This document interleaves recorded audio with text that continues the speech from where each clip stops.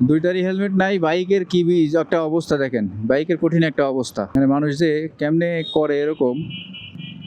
আহ তোমাদের দেখার দরকার নাই মামা, তোমাদের দেখার দরকার নাই, তোমরা যাও, এভাবেই যাও। এবং ঘরে বাইরে সব জায়গায় আজকে পুরা ডিসপ্লে আলাদা করছে দেখতে পাচ্ছি, পুরাটা ডিসপ্লে আলাদা।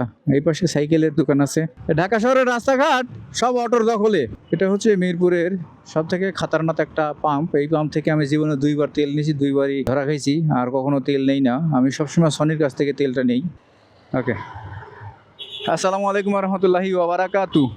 আই হোপ সবাই অনেক অনেক বেশি ভালো আছেন। শুক্রবার দিন নামাজের পরে ব্লগ করার কথা ছিল, নামাজ অনেক আগেই শেষ করলাম। শেষ করে দেন তারপরে আমরা আসছিলাম হচ্ছে শাহিন ভাইয়ের দোকানে। শাহিন ভাইয়ের দোকানের ওইখান থেকে আমার যে ক্যামেরাটা ছিল, ক্যামেরাটা পার্সেল করলাম। গেল হচ্ছে কিশোরগঞ্জ কটিয়া দিতে। ওনার মোবাইল নাম্বার আমরা দিয়ে দিয়েছি। পাগলায় খেপছে, কঠিন খেপা খেপছে পাগলায়।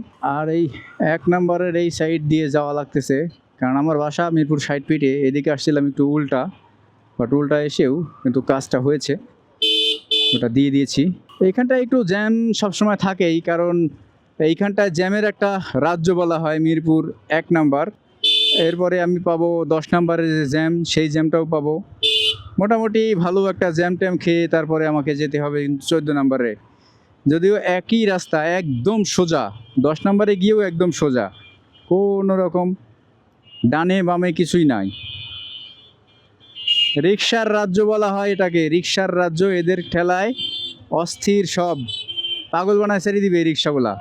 সামনে হচ্ছে সনি স্কোয়ার, মানে সনি যে সিনেমা হল, সেই সিনেমা হলটা সামনেই। এবং এখানকার টিকিটের যে দাম ভাই, সিনেমা দেখতে গেলে পরে পকেট পকেট ফাঁকা হয়ে যায়। আর ওর ভিতরের যে খাবার দাবারের যে পরিমাণ দাম, পুরা পাগল বান গায়ে রাস্তা রাস্তা ঘুর গিয়া এরকম একটা অবস্থা হবে।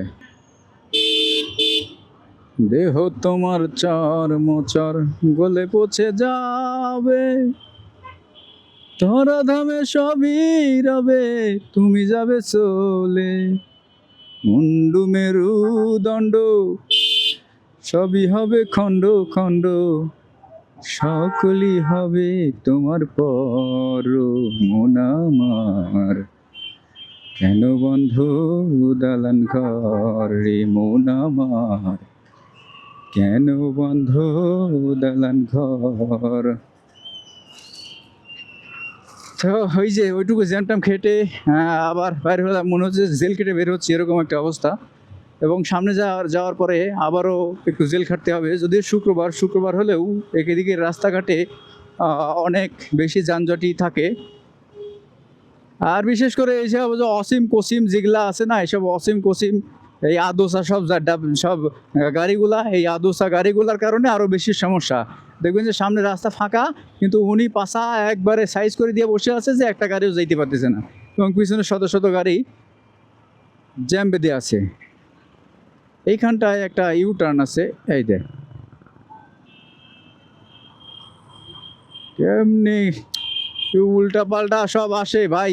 ওরা যখন উল্টা পাল্টা আসে তখন দেখি কোনো সমস্যা হয় না, মাগার আমি যখন উল্টা পাল্টা যাইতে লাগি তখনই দেখি কটকরি পুলিশে কোন দিক থেকে যে আসে, এটা মাথা মুথা পুরো একবারে হ্যাং হয়ে যায়। মনে হয় যে ওরা শুধু মানে বাইকারদের জন্যই আছে এই সকল পুলিশগুলা। ঠাস করে এসে ঠুস করে মানে স্পজ বাইর করবে, এর মামলা এখন ঠুকে দিয়ে কাগজটা দিয়ে দিবে, ব্যাস যান এখন আপনি ঘুরেন গা। যে কইলাম না বাগন বানগিয়ে আস্তে আস্তে ঘুর গিয়া এরকম অবস্থা হয়ে যাবে। অবস্থা বেগতিক অবস্থা। 3:40, 6 মিনিট লাগছে, তো কম টাইমই লাগছে। তার মানে তো আমি জ্যাম খাই নাই বলা চলে, কারণ এই জ্যামের শহরে আধা ঘন্টা জ্যাম না খেলে ওটাকে জ্যাম মনে হয় না। গাড়ি রানিং আছে তো এই কারণে টেরটা পাচ্ছি না।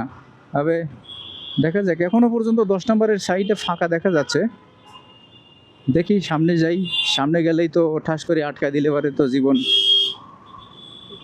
ক্লিয়ার হয়ে গিয়া। অনেক দিন যাবৎ ক্যামেরাটা পড়েছিল, ক্যামেরা ব্যবহার করা হয় না, তো দেখলাম যে ক্যামেরা যদি ব্যবহার না করি তো এমনিতেই নষ্ট হয়ে যাবে, তার থেকে বাবা যা আসতেছে তাই তো ভালো। এবং এইখানে দেখছেন কি একটা অবস্থা, ওরা মানে বাইকারদের চলাফেরা একদমই কঠিন একটা রিস্কি হয়ে গেছে বাবা। মিরপুর 10 নম্বরের বুকে আমি এরকম জোরে যাচ্ছি, ভাবতেই অবাক লাগতেছে। ভাবতেই কিন্তু ফুল অবাক লাগতেছে এবং একটুকু জ্যাম নেই। এটা জীবনের প্রথম মনে হচ্ছে যে এইখানটা এইভাবে টেনে আসলাম, এই জীবনের প্রথম ভাই। যতদিন যাবত ঢাকায় যাতায়াত করি জীবনেও এরকম ভাবে ফাঁকা পাই নাই, তাও আবার 10 নম্বরের মতো একটা জায়গায়। ওরে মাই গড, আল্লাহু আমিন। দেখেন ওইখানটা পুরা একবারে এক টানে চলে আসলাম আমি। এই বাজছে, ওইদিকে খাই নাই, এখন এইদিকে ওই যে সামনে একটু ইয়ে আছে, সামনে একটু যে অটো মটো ঘুরে ওই সিগন্যালটা দিয়ে দিছে, সিগন্যাল বলতে ওই লেনটা করে দিছে আলাদা, ওই লেনের কারণে আরো একটু বেশি সমস্যা হচ্ছে। এবং ওইটা মেন রোড থেকে করছে কিসের মঞ্চ, নূরা, নুরুল হক নূর দেখতেছি, নুরুল হক নূর আসবে মনে হয়। গণ অধিকার পরিষদের যে মঞ্চ বানাইছে এই মঞ্চে হয়তোবা নুরুল হক নূর আসবে। এই কারণে হয়তোবা এইখানটা এতটা যানজট নাই, নাকি রাস্তার যে গাড়ি অন্য সাইড দিয়ে ঘোরাই দিচ্ছে সেটাও কিন্তু বুঝতে পারতেছি না। কারণ কোনো বড় বাস দেখলাম না, একটা বাস শুধুমাত্র দেখলাম, তা ওইখানটায় দেখলাম যে দাঁড়াই গেল। এই কেমনটা লাগে, ধাপ ধাপ করি যেন কথা শোনে না। কান জাতি যদি দুইটা দেই তাহলে তো সমস্যা নাকি, তখন তো বলবো যে মামা মারলে।